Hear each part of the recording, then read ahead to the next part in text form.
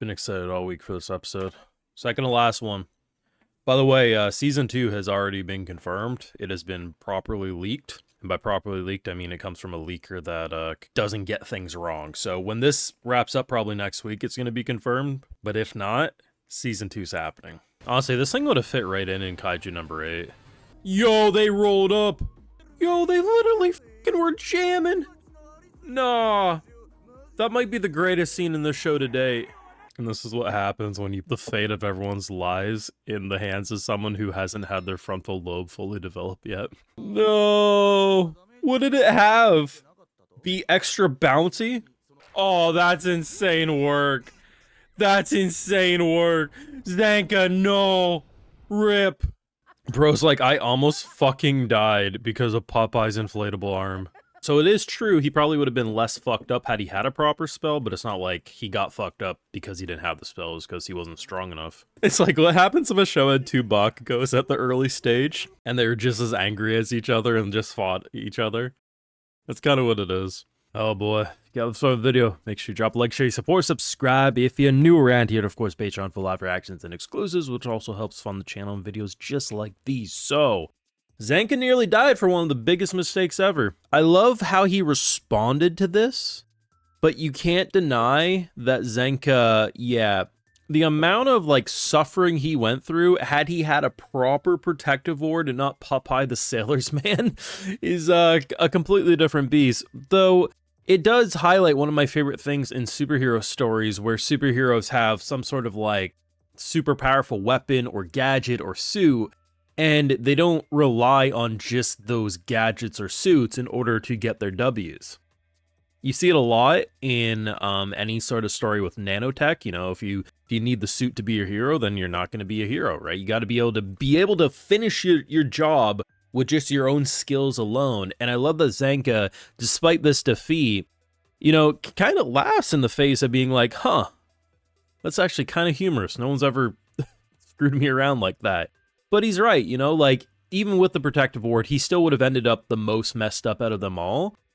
I just was under the assumption that Jabber was so crazy that he broke through the ward and continued to beat him up. In fact, this man survived all of that through sheer strength himself. That is impressive. But, you know, when you give the fate of the world, because it's kind of what they represent, you know, you are the one who gets to draw the survive a death blow on everyone's back, and you think it's going to be funny to say, hey, if you do this, he gets like when Popeye eats his spinach and he gets real buff from like one of his arms. Oh shit, man. Like, I was not expecting that at all.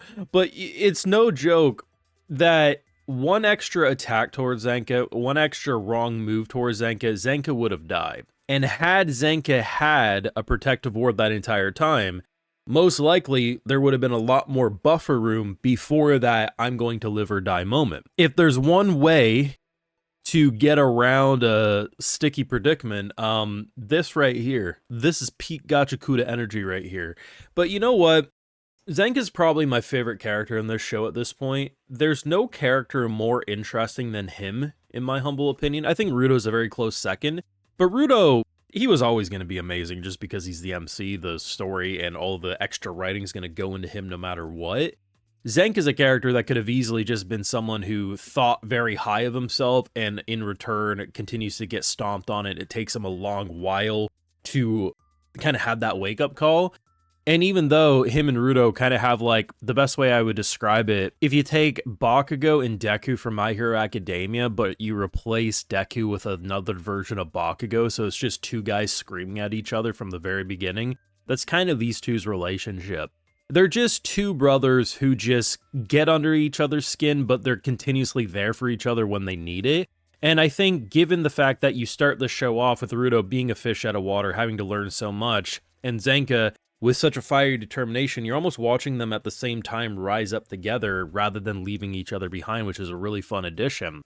Not to mention, I mean, the humor in general in this episode was top tier. Like, if you're telling me you didn't laugh your ass off when they rolled down the window and they're going, that's a meme right there. That is a generational meme that better last for many years to come, because that shit's hilarious, because this bozo was trying to do insurance fraud. Oh my god, my arm! And they're just like, we don't give a shit, drive away. It's just so good. Because this episode was basically just conclusion. It's the epilogue to everything that happened, and what they're going to do in the next episode, which is the last episode until, well, obviously season 2, which is confirmed, we don't quite know yet. And on that note, we do have a confirmation that season 2 has been greenlit. Now, if you don't know who this account is, this is an account that gets everything right. I have been following them for years and years and years, and they've never gotten a leak wrong.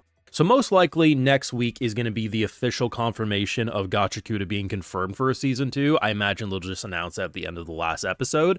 But if you don't see that announcement, just know it is happening, right? Now, I was pretty sure it was going to happen anyway, but it is nice to know that. And like I said, there's going to be a couple bozos who'll be like, well, it's not an official account, I'm not going to believe it.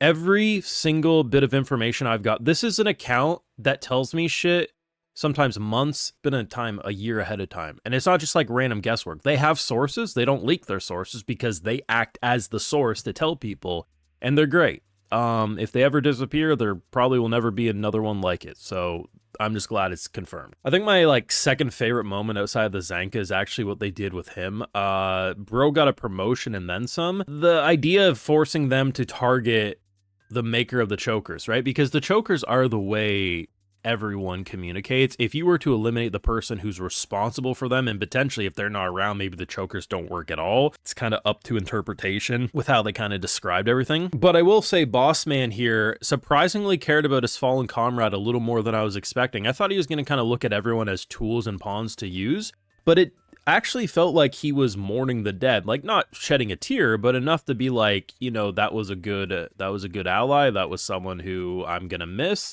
But the mission must carry on. Like, he just seems like someone who's like, no matter what, the mission carries on, no matter who falls, but I'm still going to care that they fell nonetheless. And that's interesting. I wasn't expecting that from him at all. Not to mention, it's crazy how what should have been like, we crushed their plans, came down to all it did was prove that our tests worked. So now let's put our all in the next one, get rid of their communicators, and, you know, all's well is going to end well for the villains. Kind of crazy stuff.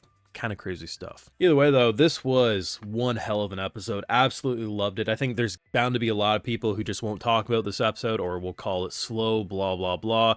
But we don't focus on people like that, right? No, this was a great episode. Honestly, with how they're building it up towards the end, you would have thought it was the season finale. Thankfully, still got one episode left. But these Watchmen series and everything is getting my mind racing.